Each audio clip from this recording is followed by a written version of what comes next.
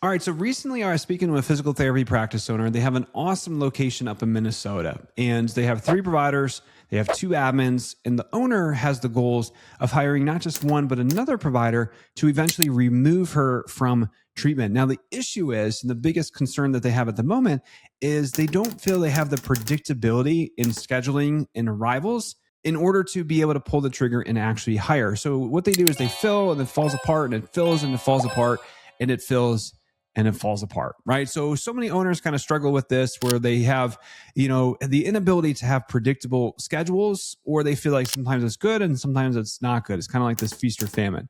So if you guys stick around to the end of this video, you will know exactly how to identify kind of what's going on, right? How to remove the constraint, and then ultimately how to fix it so that you can grow your clinic, because most people want to be fully booked and waitlisted.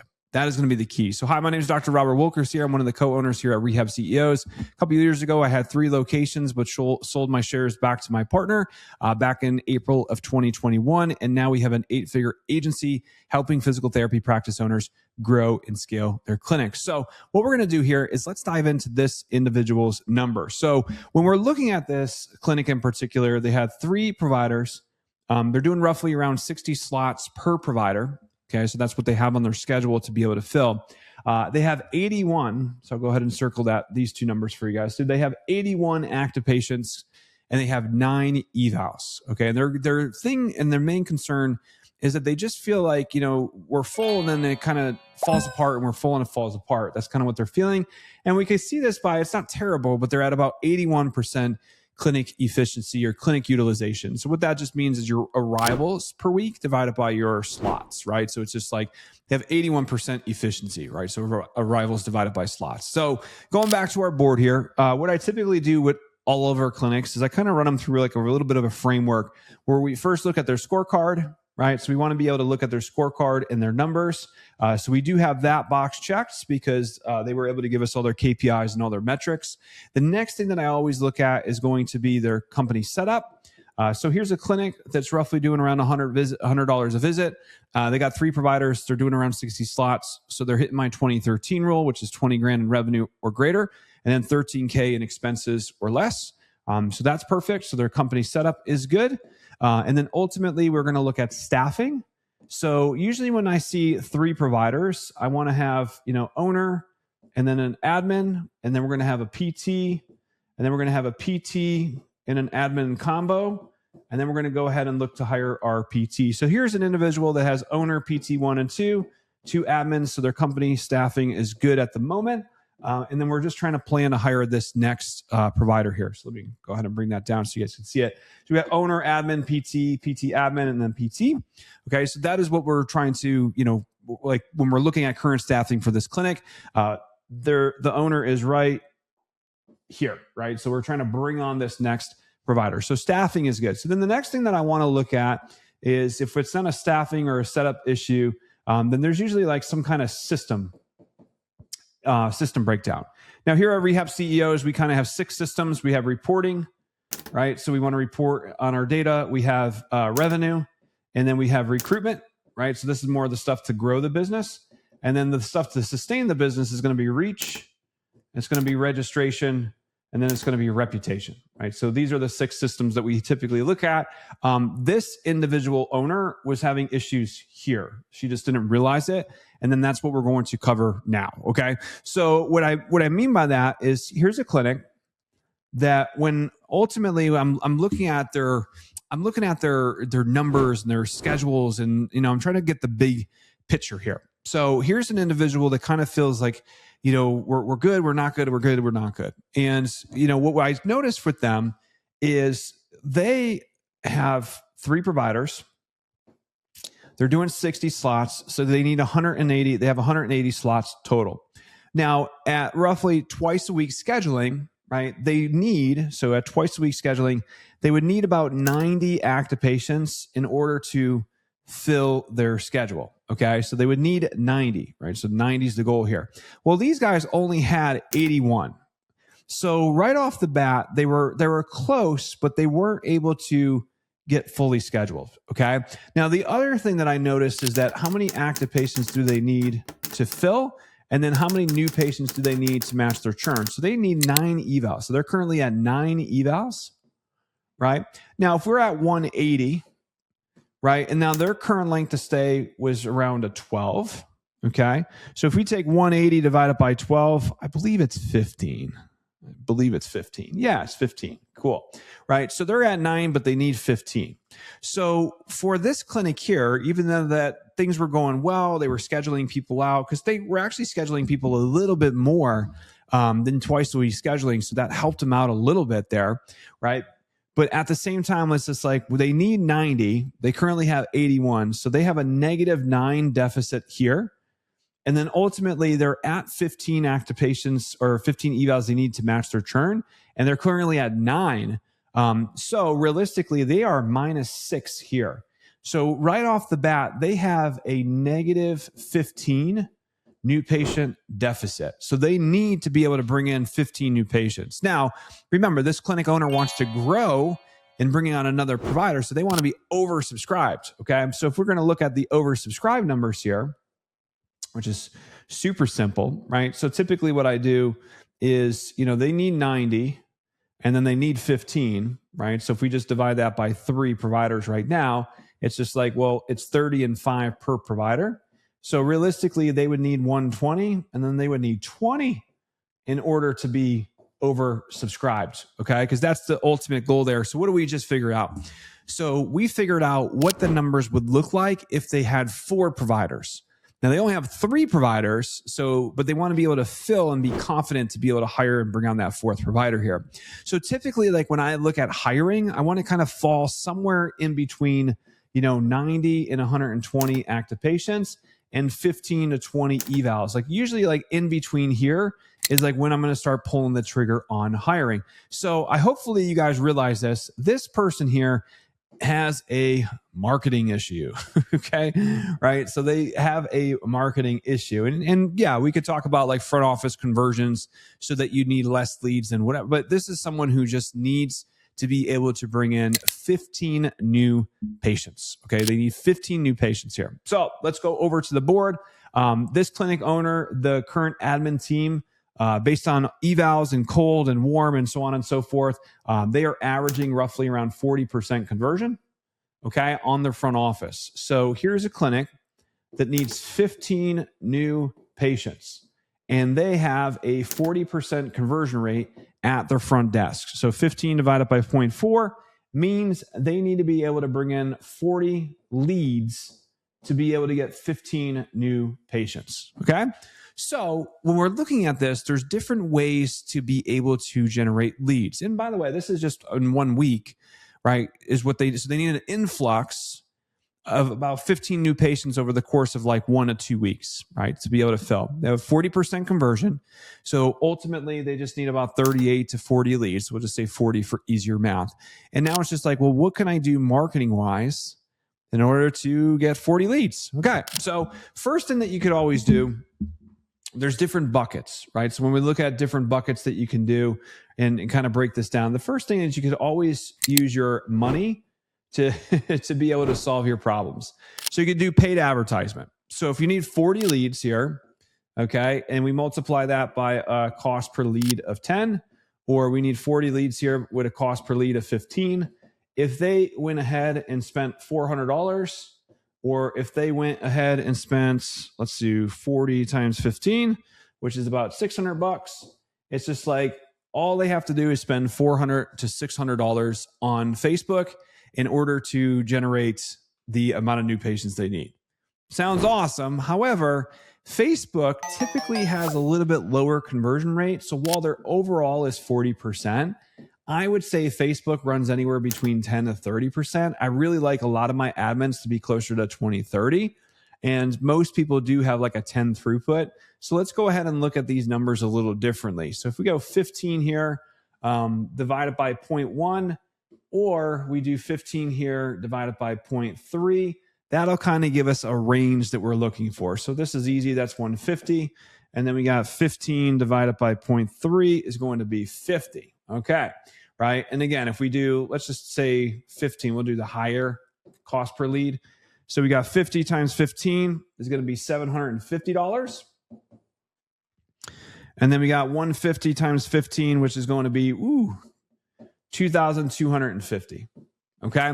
So what do we just figure out there? So this clinic could get 15 new patients if they were willing to spend $750 to about $2,000 in ad spend to be able to acquire those customers. Okay. So that's going to be paid advertisement. So you could 100% turn on some paid ads. You could be able to increase your ad spend and then be able to get leads. Now, let's just say the clinic owner says, well, Robbie, I'm struggling to pay some of my stuff here. I can't invest $2,250 into ad spend.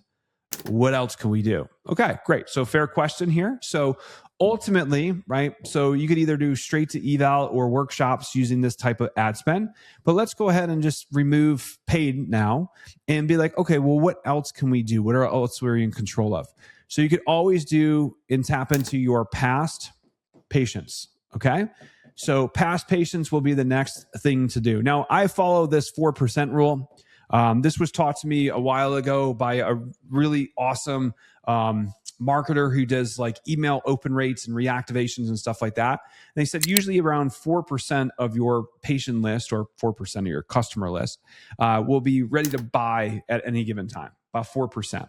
So if you think about that logic, it's just like, okay, let's work some of the numbers backwards and then see if we could, fill the 15 patients that we need just from our past patient list. Okay. So what does this look like? We take 15 new patients, right? And then remember, that's like our total throughput here usually is around 40%. So again, they need 40 leads in order for them to fill their schedule. Now, if we take 40 here, divide it by 0.04, which is the 4% rule, then that simply means we would need, I think it's 16. Yeah, it's not terrible. So it's 1,000, right? So we would need about, no, not dollar signs. We want to make dollar signs, but we would need about 1,000 people on our list to be able to generate roughly 40 leads. Okay. And most clinic owners already have that. So here's a clinic owner, let's just say they're averaging, maybe 250, well, probably more than that. So let's say they were at 9. So 9 times 4, let's just say 36, 40. Yeah, they're averaging about almost 480, 500 evals a year. So they've been in business for 2-3 years. They should have over 1,000 people on their list. So a past patient reactivation campaign of sorts would be something that's super beneficial for this clinic. So maybe they can't spend all that they need on paid advertisement, but if they have over 1,000 people on their list, they should be able to generate the 40 leads that they would need in order for them to generate the 15 new patients. Okay, so how this would work is they got 1,000 people on their list. We go ahead and send an email. We get 40 responses here. We go ahead and get some people scheduled, come in for an eval, and we want a throughput of 15. That's how this works. So there's the 4% rule there. They have a 40% conversion rate here. And that's how we're using the numbers to figure out exactly what they would need in order to fill their schedule. Now that's paid. So we had paid and then we had free. So past patient reactivation campaigns, all you would need to do is just send that out once. It's free. It's email, right? And you have through your CRM. The problem with past patient reactivation campaigns is it's like hit or miss, right? It's kind of like a quick hitter. So what I mean by that is you send all your emails, you get a big influx, and then I can't just pepper them again with another offer. I might have to wait a little bit, right? Now I'm in the camp of always making more offers, right? But most clinic owners don't want to keep offer value. They want to go value, offer. It's a little bit of a difference. Okay. So we might not be able to rely on this every single week. But what we have a lot of owners do is they actually send out the emails on a drip. So the cool part about this is you could get all of them all at once, or you could drip it, meaning that you could send anywhere between 50 to 100 emails out or text messages per day. And then every single day, there's 50 to 100 that go out, right? So this could be a drip campaign over an extended period of time. So if you got 100 emails going out at 0.04, there's a good chance that every single day you might get 4 responses, right? And now all of a sudden we extend this drip campaign out until we hit our 1,000. Maybe it takes 10 days to do that. Or if we have a list of 5,000, it might take 50 days to do that. And then we kind of extend this thing out. And then once it's over, we just run it again. Okay. We just run it again and then just ultimately just work on getting leads from our past patient reactivation campaign. Now, okay, what if we expelled that? It starts to what else could we do? Okay, so what else we can do here is I love to set up something called my provider 25. We're going to have a future workshop on this, which is awesome. But my provider 25 is homage to Chet Holmes in the Dream 100 method inside the Ultimate Sales Machine book. So if you ever read the book, The Ultimate Sales Machine, basically what Chet says is if you formulate a list of 100 people who work with your audience or your client and you build relationships with them, you'll never have to worry about, clients ever again or acquisition. So what we want to look at is our provider 25 that we typically have this is where you're going to have 5, 10, 15. So we're going to go 11, 12, 13, 14, 15.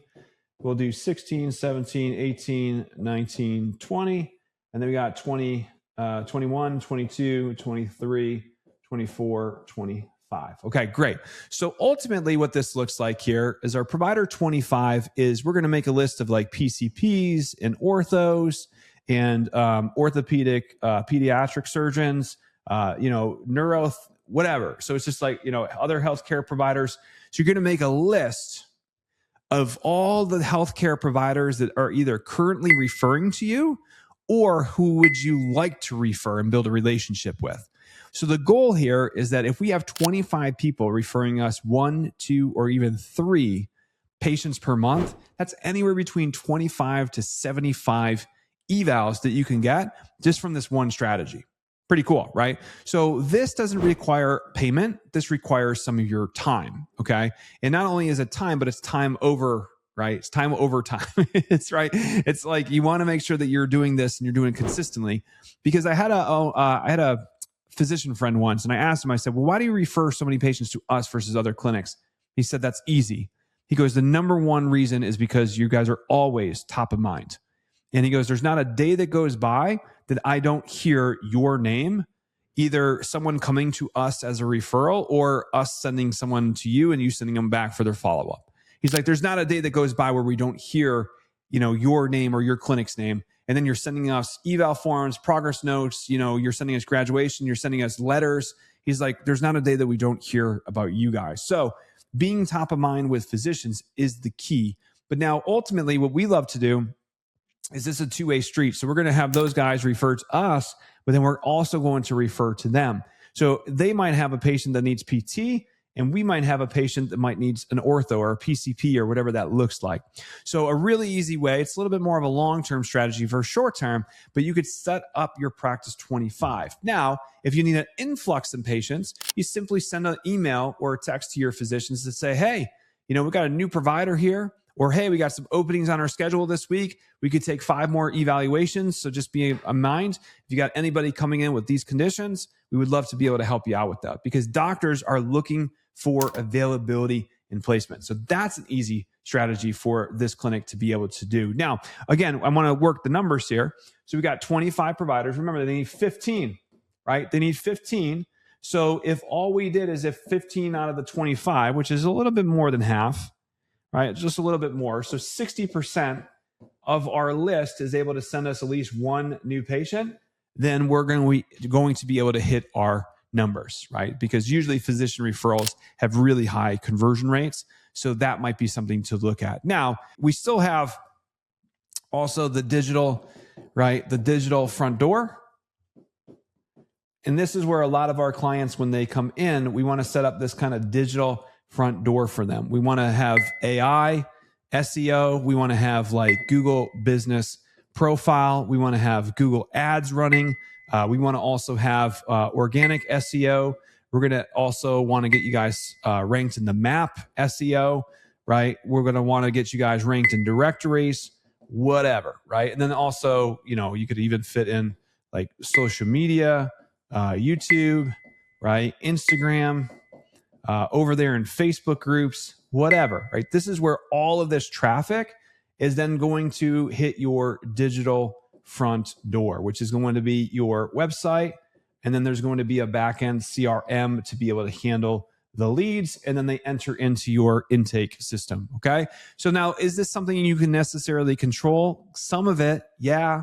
Some of it is just people searching for services, but things like going into Facebook groups and being able to post a value post, or, hey, this week we're opening up our schedules, right? So who do you know, right? Or, hey, this week I had a patient suffering from this. So here's so you're just putting out posts in these groups for people to lean in. And now you're kind of doing some outbound recruiting, if you will, to be able to, hey, here's some value. I'm a PT. Who needs these services, and then get them to come into your clinic. So there's a couple strategies here. Obviously, you have, just to recap, you could turn on some Facebook, Instagram ads. You could do your Practice 25 where you're setting that up and doing some recruiting. You could even hire physician liaisons or referral coordinators. But again, this is a small clinic. They don't have the capital to do that. So we're either going to use our time or our money to be able to generate leads, right? A lot of our clients set up their digital front door, right? They have their website, they have their SEOs, they have their, right? So they're getting leads that way.